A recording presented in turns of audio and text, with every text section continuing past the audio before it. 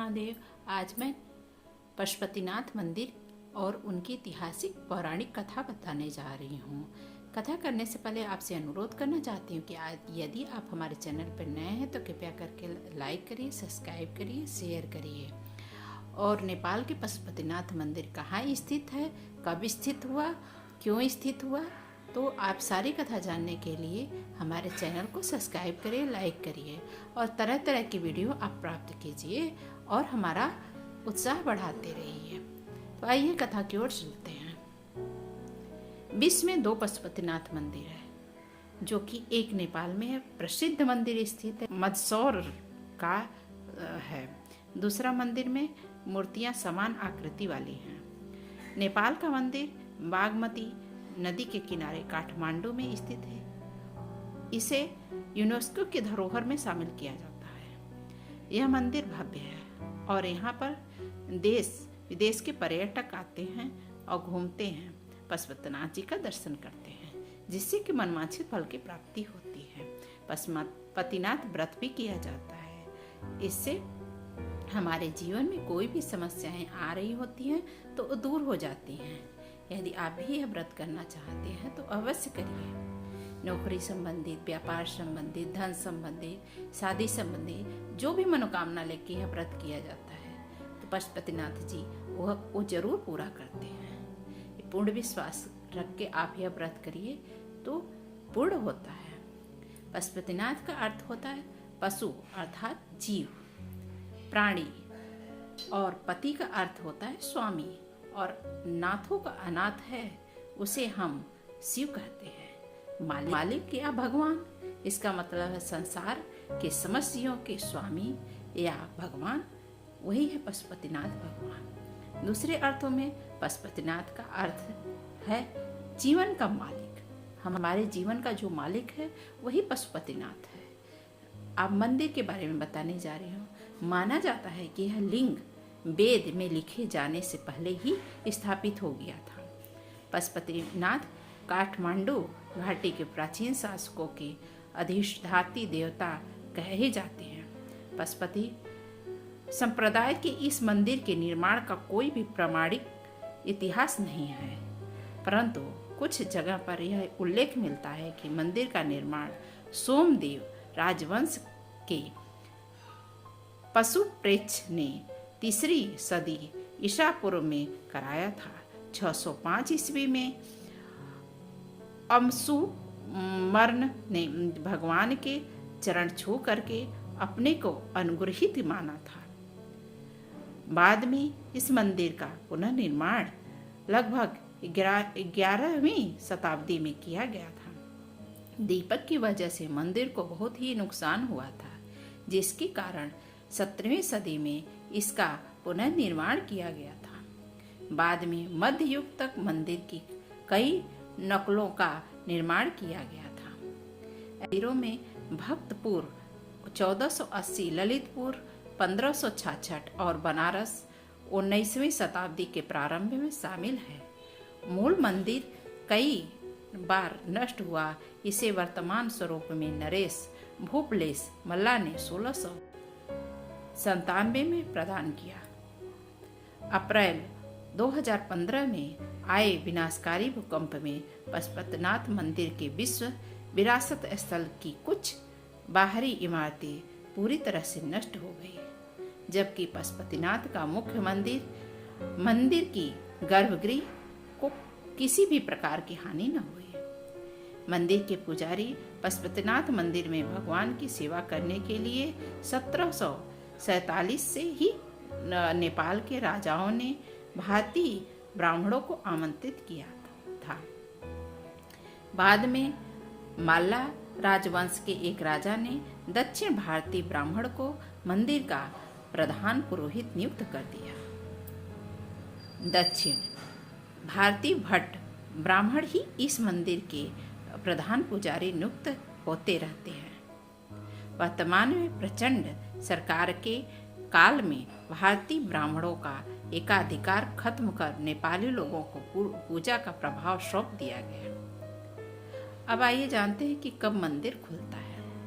ये मंदिर 4 बजे से 9 बजे रात्रि तक खुला रहता है। केवल दोपहर के समय सायं 5 बजे तक मंदिर के पट बंद रहते हैं।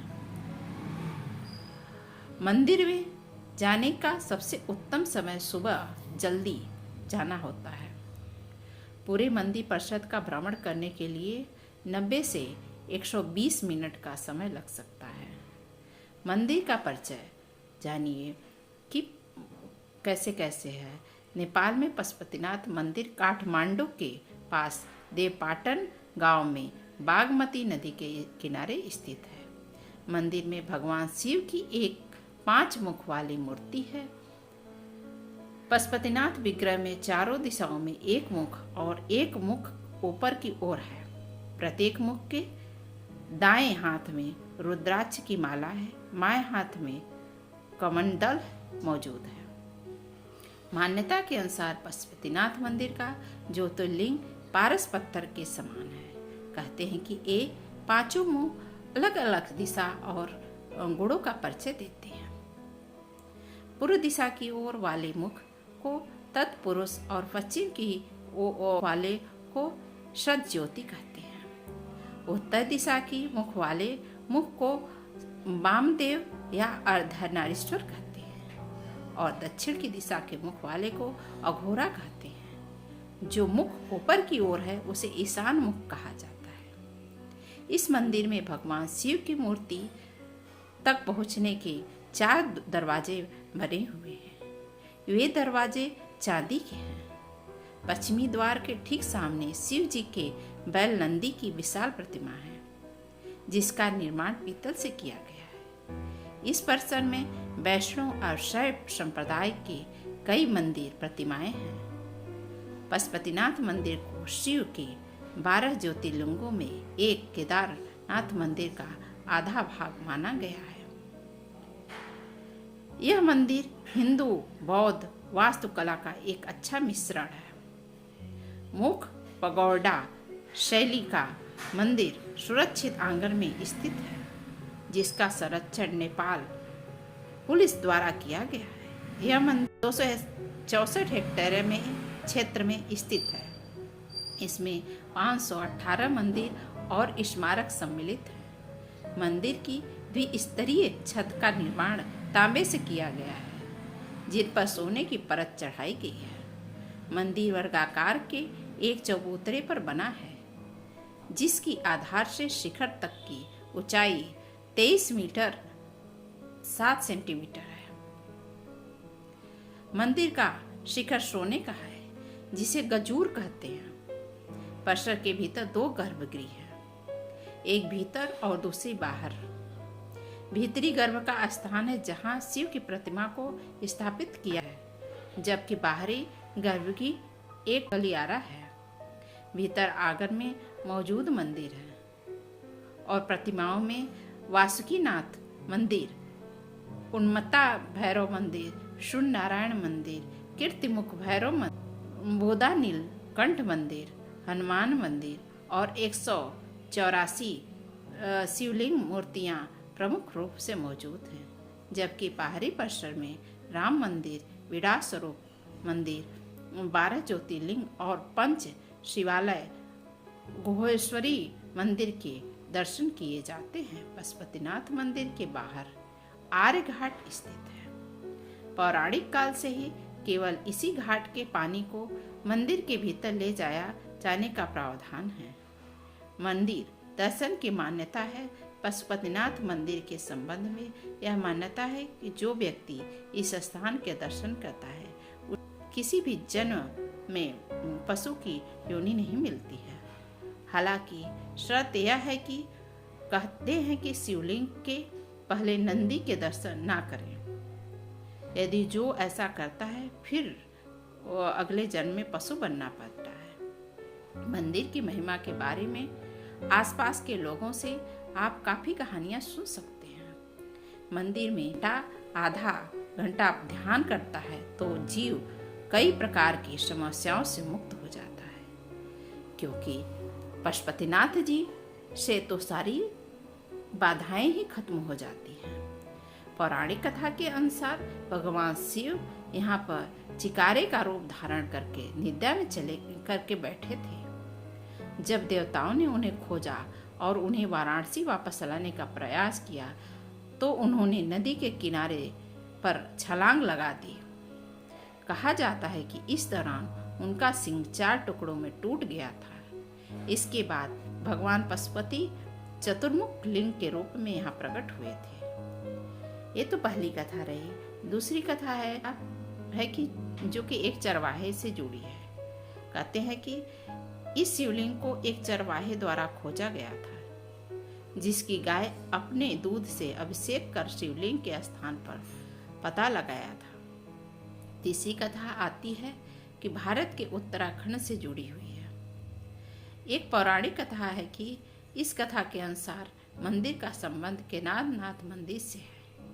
कहा जाता है कि जब पांडवों को स्वर्ग प्रयास के समय शिव जी ने भैंसे के रूप में दर्शन दिए थे, जो बाद में धरती में समा गए, जबकि पूर्णतः सामने से पूर्व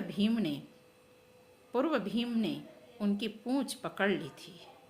जिस स्थान भीम ने इस कार्य को किया था उसे वर्तमान में केदारनाथ के नाम से जाना जाता है, एवं जिस स्थान पर उनका मुख धरती से बाहर आया था उसे पशुपतिनाथ कहा जाता। पुराणों में पंचकेदार के नाम से भी जाना जाता है। इस कथा का विस्तार एक कथा और प्रचलित है, जो कि एक राजा अरिर्धन नाम का था, जो 10 हस्त अश्व का क्रय या खरीदने का आदेश अपने दरबारी एवं विश्व मंत्री को मनिका को कहा।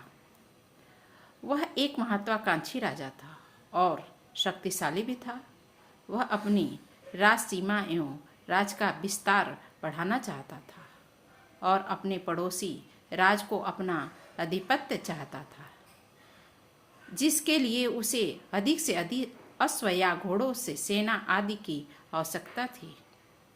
इसी कारण अरिवर्धन ने अपने मंत्री मनिका अश्व क्रय करने का आदेश दिया था। वह उन अश्वों का युद्ध में इस्तेमाल करना चाहता था, जिससे युद्ध में काफी अधिक संख्या में अश्व मारे जाते। जब यह बात भगवान शिव को पता चली तो उन्होंने राजा अरिधन को सही मार्ग पर लाने के लिए लोकनाथ के रूप में प्रकट और सारे जहां होकर राजा अरिधन का मंत्री मनिका अश्व क्रय करने के लिए जा रहा था, उसी के आसपास लोगों को पशु पक्षियों से प्रेम करने की शिक्षा देने लगे। मनिका ऐसा नहीं चाहता था, क्योंकि वह पशुओं से बहुत प्यार करता था और मनिका भगवान शिव का भी परम भक्त था, परंतु वह राजा के आदेश का पालन ना करता तो और उसके आदेश का पालन करता तो उसके द्वारा क्रय किया हुआ अश्व युद्ध में मारे जाते। वह परेशान सा था, दुविधा में पड़ गया था। वह यही सब सोचता रहा और सफर करता रहा। तभी उसे भगवान शिव, जो लोकनाथ के रूप में लोगों को पशु की पक्षियों की शिक्षा दे, मनुष्य को पशु पक्षियों से प्रेम करना चाहिए, यह सब सुनकर के मनिका का मन रुक गया और भगवान शिव की बातें बड़े ध्यान। जब सभी लोग वहां से चले गए तब मनिका ने शिव जी से आग्रह किया और अपनी समस्या बताई। मनिका ने भगवान शिव से कहा कि यदि आप कोई महान योगी हैं तो आप मेरी समस्या का हल बताएंगे। तब भगवान शिव ने मनिका से कहा, आप अपने राजा को समझाने का प्रयास करो, अगर ना माने तो साथ छोड़ दो। मनिका ने ऐसा ही किया। जब यह बात राजा को पता चली तब राजा बोला, ये यहाँ से अश्व क्रय करने के लिए निकाला गया था और आप वापस आ गया तो मुझे उपदेश देने लगा। जरूर सफर में इसकी किसी से भेंट हुई होगी। राजा ने पता लगाया, तब उसका सच निकल आया। उसने अपने प्रमुख मंत्री को भगवान शिव के बारे में सब कुछ बताने लगा था। तो उस मंत्री ने उस गांव के कुछ लोगों द्वारा एक गाय को सोने का हार निगलवा दिया और वह गाय योजना अनुसार भगवान शिव के पास पहुंची। कुछ समय पश्चात मंत्री वहां पहुंच गया जहां भगवान शिव लोगों को पशु पक्षियों से प्रेम करने की शिक्षा दे रहे थे। मंत्री ने कहा कि यह गाय चोर है, उसने राजा का हार चुराया है। तब मंत्री ने भगवान शिव से कहा कि क्या आप इससे पूछ सकते हैं हार कहाँ गया। तब भगवान शिव ने गाय की तरफ देखा और बताया कि यह हार मंत्री ने गाय को चारे में खिला दिया है। उसके मालिक को मारने की धमकी दी है। यह सुनकर के मंत्री समझ गया कि यह कोई साधारण मनुष्य नहीं है, कोई दिव्य मनुष्य है और वो भगवान शिव के साधक हो गया। जब यह बात राजा को पता चली तो उसने भगवान शिव से युद्ध करने के लिए सेना के साथ आ गया।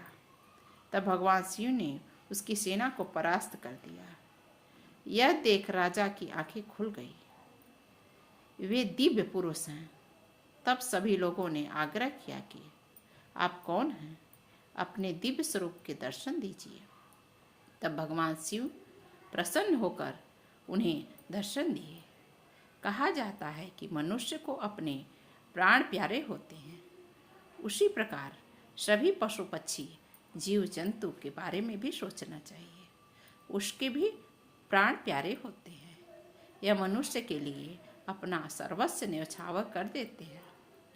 मनुष्य को भी इस पशु पक्षियों से प्रेम करना चाहिए। उस समय भगवान शिव ने पशु पक्षी अश्व की रक्षा की थी। इसी प्रकार भगवान शिव को पशुपतिनाथ कहा जाने लगा और वहाँ पशुपतिनाथ के रूप में प्रकट हुए। दीप स्वरूप में शिवलिंग के स्थापित किए जाने से पशुपतिनाथ शिवलिंग माना जाने लगा। आज यह पशुपतिनाथ मंदिर नेपाल में स्थित है, काठमांडू में। आप उनके चमत्कारी रूप को देख सकते हैं, जाके घूम सकते हैं, अपनी मन्नतें लगा सकते हैं। यह मान के चलिए कि आप जितना भी मनोकामना लेके जाएंगे, यदि शुद्ध मन से जाएंगे, अच्छे विचार के से जाएंगे, तो आपकी जरूर मनोरथ पूर्ण होंगे। तो आप भी जाइए और महादेव का दर्शन करिए, जो कि हमारे पशुपतिनाथ जी के रूप में विराजमान है। ओ हर हर महादेव, जय पशुपतिनाथ।